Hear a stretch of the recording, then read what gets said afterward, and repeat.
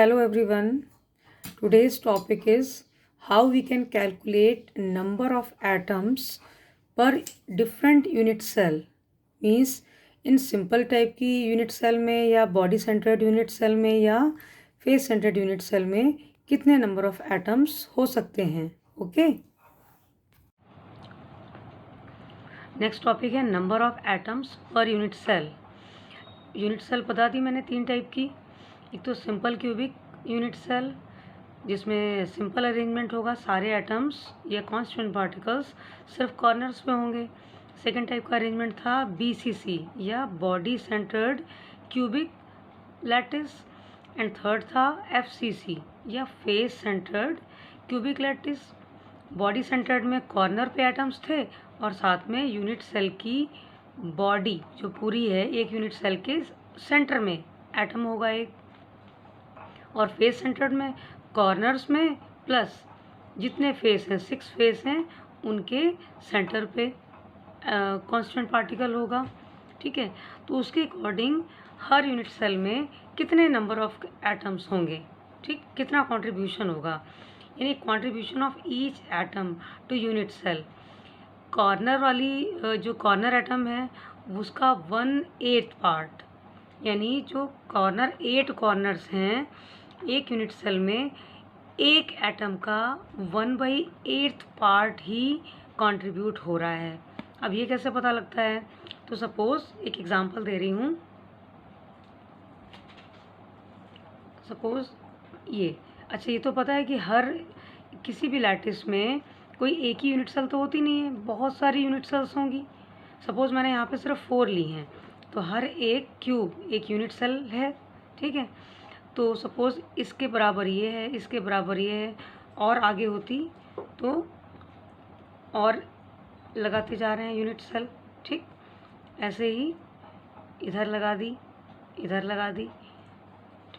ऐसे ऊपर एक लेयर आ जाएगी जैसे बिल्डिंग बनी होती है, इसके ऊपर ऊपर ऊपर लगती चली जाएगी.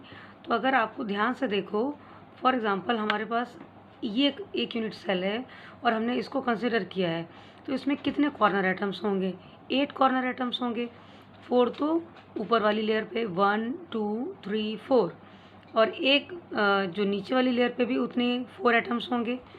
नीचे वाली मतलब इसका बैक पोर्शन 1 2 3 4 ये.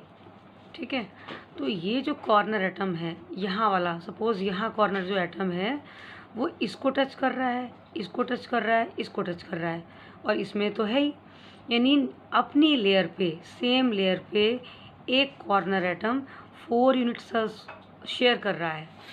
ठीक है, जितनी को टच कर रहा है उतनी की शेयरिंग हो रही है, यानी एक कॉर्नर इन चारों को टच कर रहा है.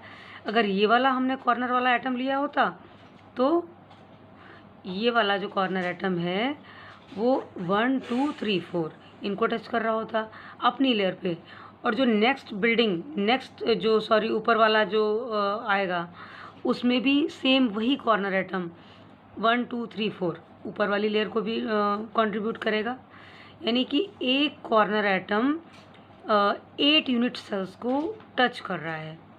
ठीक है, तो यानी कि फिर जब एक एटम 8 यूनिट सेल को टच कर रहा है तो हर एक यूनिट सेल में एक कॉर्नर एटम का कितना कंट्रीब्यूशन होगा, 1/8. ठीक है, मतलब जितना भी कॉर्नर एटम जितनी यूनिट सेल को टच कर रहा है उतना ही उसका उतना ही पार्ट 1/8, 8 को टच कर रहा है तो 1/8 कॉर्नर एटम कंट्रीब्यूट करेगा. अब रही बात एट द फेस, हाफ लिया हमने.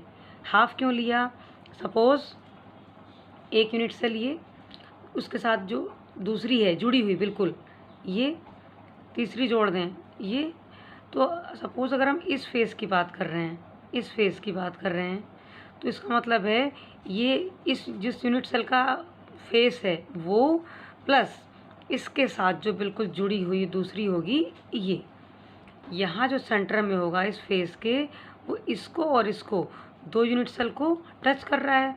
फिर अगर इस फेस की बात करेंगे तो इसको और इसको टच कर रहा है, यानी हर फेस का जो एटम है वो 2 यूनिट सेल को टच कर रहा है.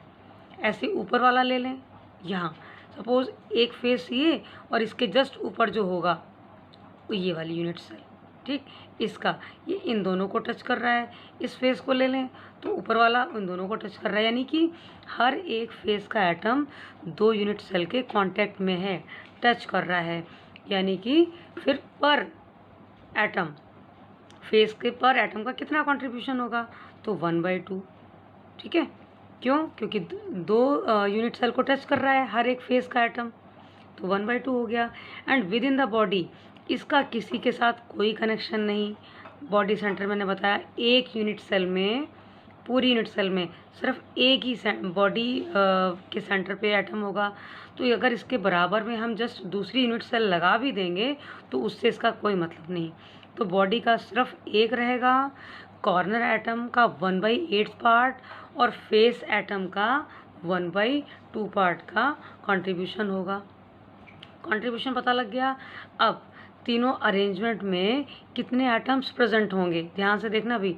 सिंपल यूनिट सेल में सिर्फ कॉर्नर के एटम्स हैं और नंबर ऑफ एटम्स हर एक यूनिट सेल में 8 होते हैं। ये सिंपल है, 8 कॉर्नर एटम्स हैं, यानी कि 8 × 1/8, 8 तो एटम है टोटल और एक एटम का कंट्रीब्यूशन 1/8 है, यानी 8 को कट करोगे तो 1 एटम आ जाएगा। मीन्स सिंपल यूनिट सेल में सिर्फ एक एटम है। नेक्स्ट है contribution of face atom per unit cell.